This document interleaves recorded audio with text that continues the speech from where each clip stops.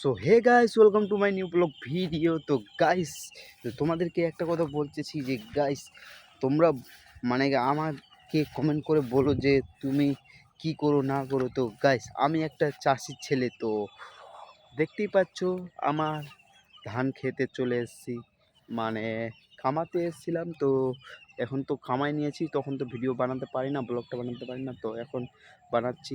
তো গাইস, যত দূর দেখতে পাচ্ছ পিছন দিকে, তত দূরেই আমার।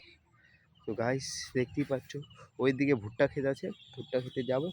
তো গাইস কি বলবো, সেদিন যে ঝড়টা গিয়েছিল না, সেদিন ঝড়টা যাওয়ার পর ভুট্টা ক্ষেতকে এমন করে মানে শুতাই দিয়েছে, কি বলবো গাইস, সবগুলাই ভুট্টা শুতে গিয়েছে।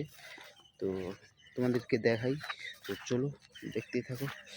তো গাইস, আমি তোমাদের জন্য এখানটায় ব্লগ বানাচ্ছি, কিন্তু তোমরা তো গাইস কি বলবে, বলার কিছু নাই, একটাই বলতেছি যে গাইস আমার সাথে কালকে কি হয়ে গেছিল তোমরা কি জানো?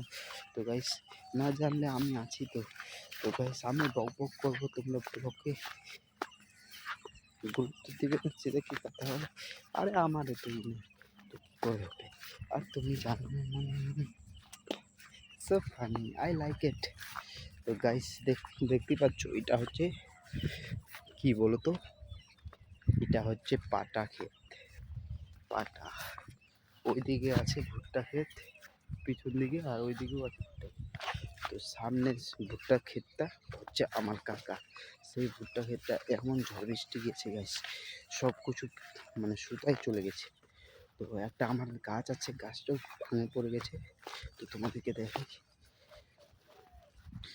তো দেখতেই থাকো।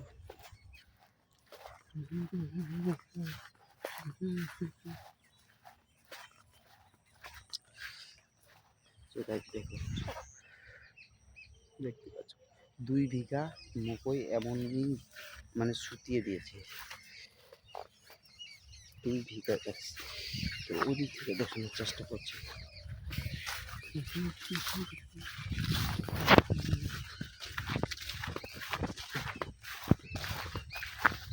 मोहब्बत मोहब्बत को जीना हराम कर दिया।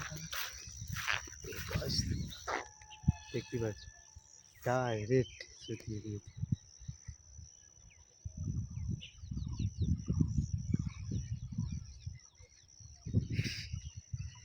তো গাছ কি বলবো, ভাজবো না কানবো কিছু তো বুঝতে পারছি না। ওইদিকে একটা গাছ আছে, সেটা ভেঙে গেছে।